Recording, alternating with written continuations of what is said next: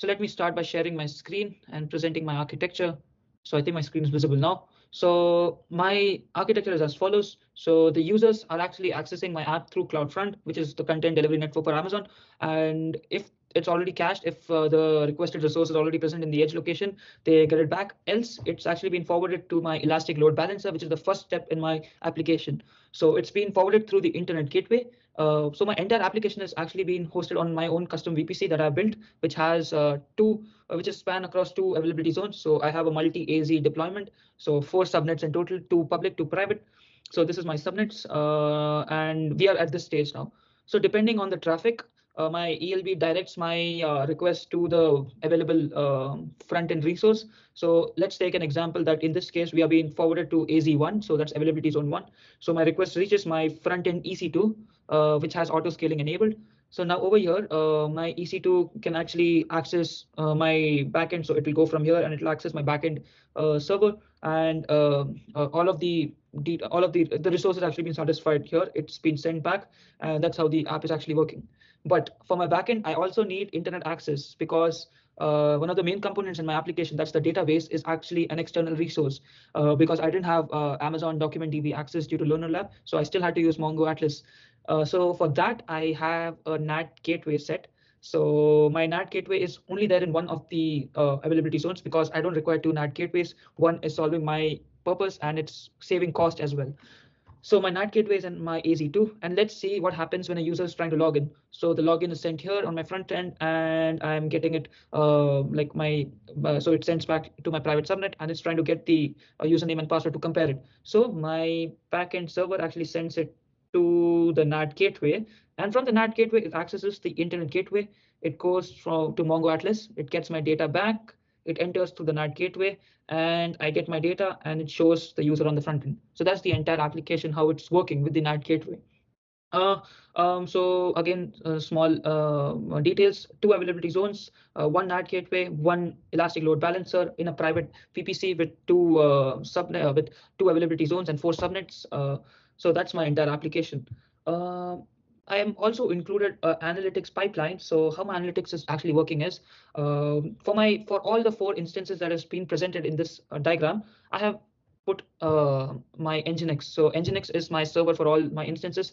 One aspect that I missed was I have set AMI for my front end and back end. So it's all been configured and everything is running on my AMI, my own AMI. So Nginx has been set up, and I have assigned a reverse proxy on both of my, like all my ports is port 80. So my NAC and my security groups all allow 3 things. That's port 80, my SSH port, and the last is my MongoDB port, which is 27,000 something, which we'll be discussing in the demonstration.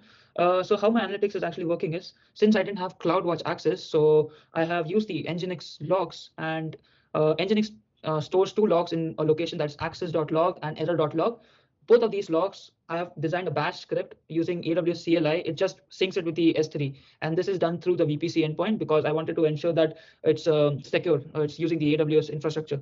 So every 30 minutes, my bash script has been executed, and this has been done by my cron job, which I've set up on my Ubuntu machines.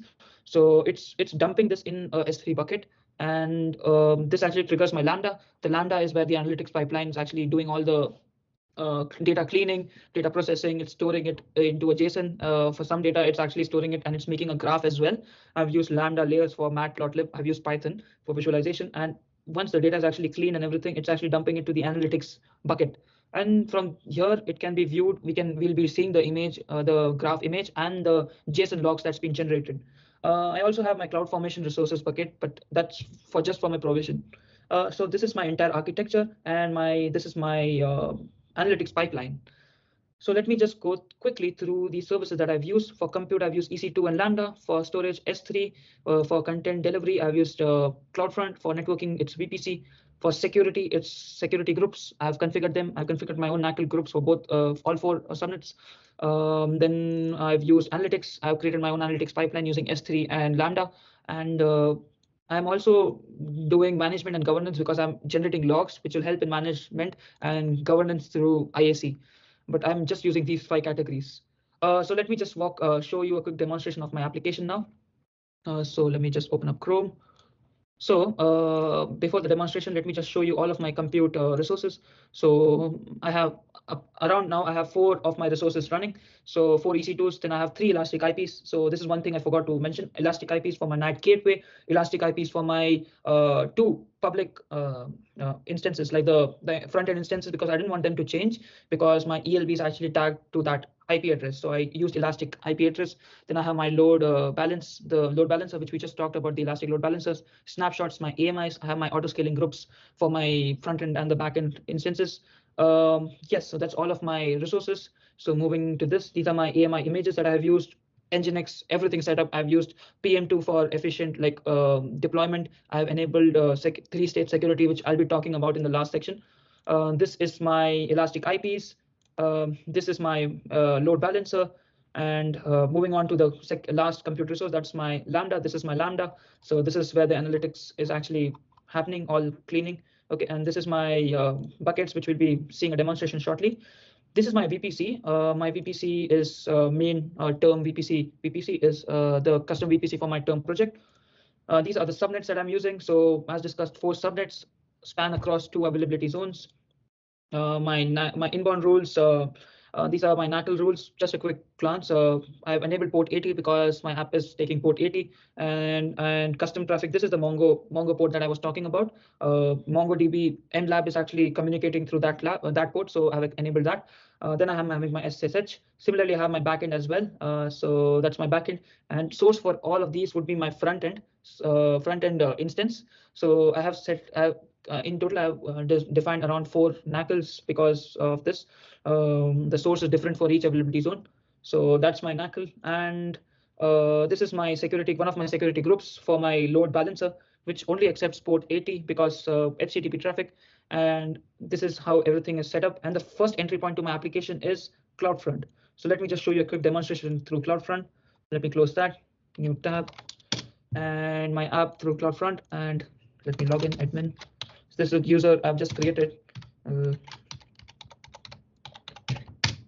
So that's my app. So it all works. And let me just show you all the users so that we can confirm everything works. So discover and everything works. Okay, so that is the app. And let's log out and let me show you how the logs are working now. Okay, so I have actually SSH'd into my private subnets through my Bastion host.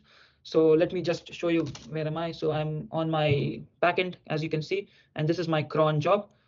Since we don't have 30 minutes, so I will just execute this manually to show how it's generating the logs. So my buckets are empty at the moment.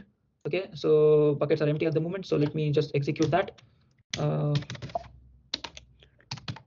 Okay, so I have executed the logs, and if I now refresh my bucket 1, if I refresh my bucket 1, I have okay, so let me just go back and log dump. So that's the first bucket where everything is coming. So we can see it's 9, like the time is matching. So this is the logs that is being generated by Nginx.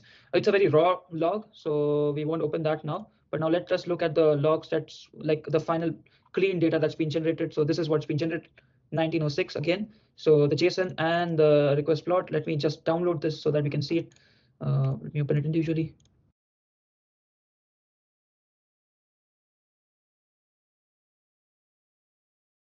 So that is my download. So that is the JSON file and download. Let me just open the JSON file.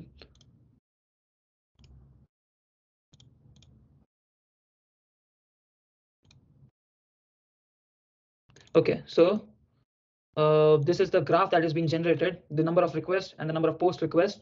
And let me quickly show you the analytics also that's been generated. So let me open it by text edit. So all the analytics that has been opened. So let me zoom in. So the JSON can be easily used by any application to further process and show it on the front end. Now let me talk about why have I chosen this architecture. As mentioned here, why have I chosen the specific architecture? So let me open up the diagram. So the reason I have chosen this architecture is because firstly, let me start with the front end. I had two options to choose front end. I could either choose CloudFront with S3 or I could choose CloudFront with EC2, which I have chosen. The reason I've chosen CloudFront with EC2 over S3 is because I am migrating a social media application, and this app has a lot of dynamic content and fluid animations. To ensure best performance, I had that best performance with EC2s, so I've used EC2s. Furthermore, EC2s are really good to configure. I have configured my auto scaling groups. I have configured my own load balancer and my own server. So it's really good, and my application is working seamlessly now. So that's the reason I chose EC2. And also EC2 and CloudFront was cheaper when I compared it to S3 and CloudFront. So that's one more reason why I chose EC2 and CloudFront over S3 and CloudFront. The second reason is the VPC and subnets. It's because I wanted to ensure utmost security inside my infrastructure. That's the reason I chose my custom VPC, wherein I can define the destination and the source. The reason I've created my own analytics pipeline is I could have improved this analytics pipeline by using CloudWatch logs, but I unfortunately had no access to CloudWatch logs, so I had to use the Nginx logs completely, and that's the reason why I have chosen the defined services. Now, moving forward, let me talk to you about how my application is actually following all the pillars of a well-architected framework in AWS. My application is ensuring operational excellence. This is because I have I have designed monitoring and efficient logging, wherein the admins of the app can easily log and monitor my application through the logs that we just generated, through the graphs that we just generated. So that's the reason why my application is having operational excellence. The second reason is my automation. I've ensured that my application is automated at all the points. So elastic load balancer and my auto scaling groups, I don't actually have to manually go and increase compute capacity. My app automatically does that for me, AWS. I've also used AMIs, which is again set up. So I just need to configure two AMIs and I can replicate it across my ASGs or my availability zones easily. And also my monitoring and logging is also automated. It's all seamless, serverless, and it's done through triggers. The second is security. My application is using my own private, my custom VPC. So my application is really secure. I have configured my own subnets. So my critical resources, such as my backend, is on my private subnets, and ingress is only allowed on this internet access through the NAT gateway. Nothing can access it from the outside. So that's security. And again, since due to this, my backend service is always maintained with the highest security patches because I can regularly maintain and update it. And I also have enabled Bastion host access on my public subnet front-end machines. So I'm using SSH-J to actually hop on to my backend EC2 instance. And I can only SSH it through my own personal PC because I've put that as the source. So I've again maintained security. Also for my logs, I've used VPC endpoints, which is again enhancing security. My app is highly reliable. The third pillar, it is because it is highly available. My app is having the elastic load balancing, and it ensures that it's fault tolerant, because if one of my instances is having bad health, it would not route it to that instance. So it is highly available. I've used AMIs again because of the AMIs, it's easily I can replicate my resources in multiple AZs. If one of my resources having bad health, it will automatically replace it with a new instance, and it will use my AMI. So the infrastructure is exactly identical, and it will ensure that it's highly available and the performance is utmost at all times. Then I have also included security. I've included caching using CloudFront. So my solution is cache. It's caching the data, so it's having high performance. Users would see high performance when they're actually refreshing it. So it's also offloading the traffic from my backend. Then it is having efficient performance, again because of CDN and auto scaling group. Then it's also cost optimized and sustainable. So cost optimized because ASGs and ELB, I am only provisioning resources when I need those resources. I'm not upfront provisioning and wasting the cost resources. I'm only provisioning when I need them. And elastic load balance is actually only forwarding the traffic to the instances that is actually underutilized. So I'm maintaining a balance in the traffic of all my instances, thereby using less resources, saving on cost, and also going green because I'm not using unwanted energy. Also, I've used serverless throughout my application. So wherever required, I've used serverless, and that's also saving a lot of money and resources. So that's my application, and I don't think I have missed on anything. Thank you so much. Thank you.